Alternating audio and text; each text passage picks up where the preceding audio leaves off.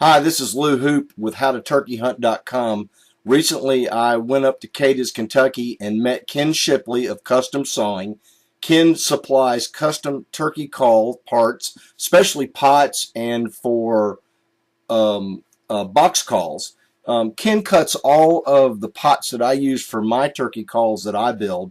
As a matter of fact, here's one of his computerized lathes cutting the turkey tracks in the back of one of my cedar calls I'm going to make. Ken's got all kinds of woods. He's got everything from your basic woods, your maples, your poplars, your cherries, down to your more exotic woods like zebra wood or bacote or podoke or leopard wood. Here I'm holding a piece of pressboard, which I'm actually going to show you a call made out of later on. Ken's also got all of the various surfaces that you want for striking, be it if you like glass calls or if you like slate, aluminum, copper. He's got them all. And you can, go to his website, which I'll have on the end, and select which ones you like. He's also got all of the materials that you need for strikers too. So we're now going to do an interview with Ken and talk to him a little bit about his operation and some tips on calls.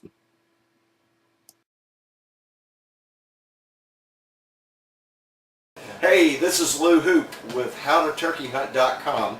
Welcome. Boy, when it's August in the South, it's hot.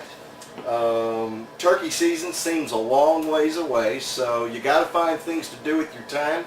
So today I made a trip up to Cadiz, Kentucky to see my friend Ken Shipley with Custom Sawing. Ken is who when I started building turkey calls a couple years ago, I went online trying to find materials and pots and things like that, and I found the Custom Sawing website, which is www.customsawing.com, and I'll have all that information on the site. And he had this great kit that told you how to do everything, and I bought a kit. And once I bought a kit, I thought, man, this is pretty cool. And I was in nearby Paris, Tennessee on business one day, and I got done early, so I said, heck, I'm going to go by and see what this dude's like. So I just kind of showed up. And if you like building turkey calls, if you're interested in it, Ken's shop, it's like a kid in a candy store with all the woods and the various striking surfaces. And what I wanted to do for those of you that might be interested in building a call is to spend a little time with Ken and talk about the basics of a call, and we can a little bit about Ken's operation, and we'll just kind of go from there. Ken, how'd you get into this business first of all? Well, we started back in '97. We bought a portable sawmill, trying to sell Speak up just a little. trying to sell material to people, and I went on eBay one day around turkey season looking at turkey calls, and I thought, well, these guys can use some quality wood, and we started kind of marketing some wood toward those people, and one thing led to another, and we started making finished parts for turkey calls, and it's just grown into what we do today. We make pots, we make a lot of them are custom designs. We make parts for box calls, really any kind of contract manufacturer of wooden parts, and we have a lot of just standard parts that we stock. Now, and really for the beginner who wants to build his own call, it's I can tell you from experience, I am not mechanical at all. It's a fairly simple process. It's more a process of having the right components, and then kind of playing around with the right components. So, let me ask you just a couple questions. I mean, everybody knows that, especially with a pot call, first thing you do is you have a pot, and they come in all kinds of woods, correct? Right, all kind of woods, all kind of sizes and configurations.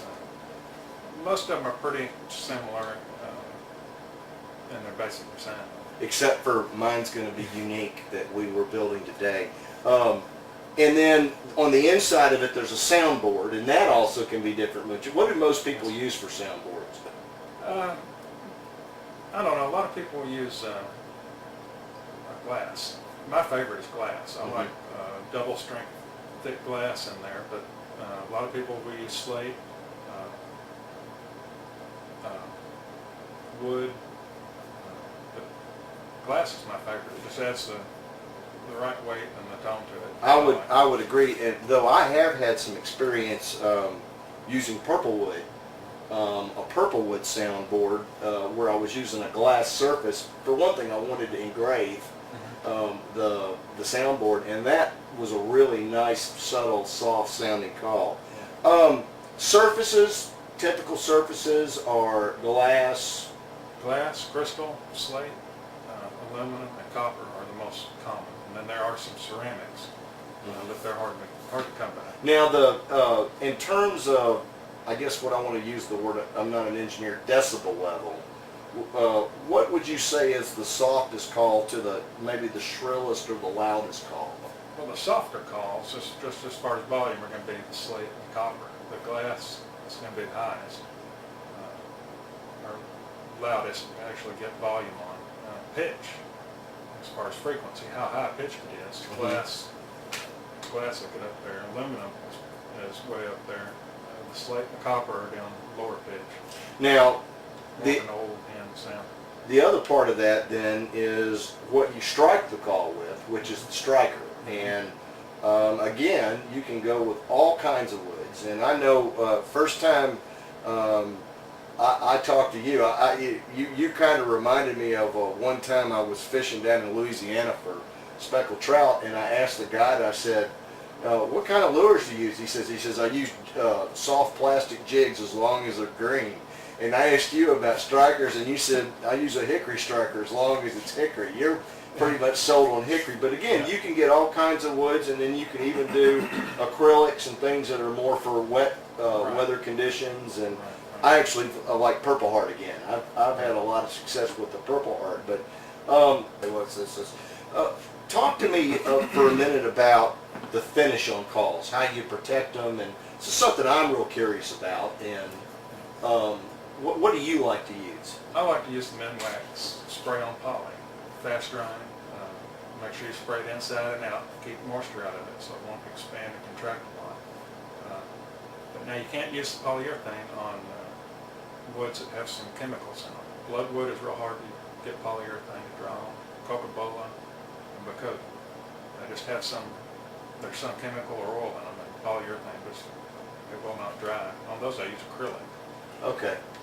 I try to stay away from oil type finishes because you'll transfer the oil from the pot to the striking surface with your hands. I like a hard finish, like a polyurethane or acrylic. Have you ever dipped a call? I haven't personally, but I have worked with some people. That's the thing I've been messing with, and messing is a good use because it can be a mess. And what I have found with it is that I have to thin the urethane. I go about half and half when dipping it, or it just, like, you can't get it to dry. And it's funny, I've been working on a call for a friend of mine from a piece of wood you gave me, and I've been having a dickens of a time to get the urethane to dry on it, and I'm beginning to wonder if I picked up a piece of Bacote, because I may have, and that may be what my problem is. Could be. It could be. It just will not dry. Interesting. That's really interesting. A lot of production people, where you're making a whole lot of calls, will dip them. But the custom call makers can get that really eye-popping, beautiful finish. They're spraying it? You're going to have to spray it. They're just using a can and then they're polishing it, or A can or a sprayer. okay. Like What? Now you also have box call kits, correct? Mm-hmm. And your box call kit, similar thing, comes with all the instructions on. Yes, the box call kit comes with instructions. Now you will need some basic tools like a scroll saw or a bandsaw, small scroll saw or bandsaw to cut some parts to shape. It's not a glue. It's not just a assemble kit. You got to do some work on it. Right. But it comes with enough material and plans for 4 calls. The plan is for a 6-inch box call. The material is long enough you can make a long box if you want it. So most people will make one according to plan first, and then they'll start playing around with making longer ones and wider ones and shorter ones. You know, one of the things that I have found really interesting about this process is how much fun it is to customize these calls. And I'm not artistic, but I have fallen in love with wood burning off of this, and I've really had a lot of fun wood burning various finishes, and they make, you know, great presents for your hunting friends or when you go on a trip. And I mean, I'm actually going to build a, now I'm not going to build a line of calls, I'm not in the call business, but I do want to kind of build a call that I can, that's a really good sounding call that I can give away to people I hunt and support our website and things like that. Ken, again, it's www.customsawing.com. And again, in the credits of this and on my website, I'll have both the custom sawing site. Well, Ken, I appreciate your time today, because I know I have a tendency to kind of wander in and stick around, and I know you're busy. Ken's got 700 acres of beautiful Trigg County, Kentucky land up here, and which he's getting ready for whitetail season. And he's also, when I was driving in today, there were 2 hens and about 30 poults right on the side of the road, and this is a beautiful part of the country with a tremendous turkey population.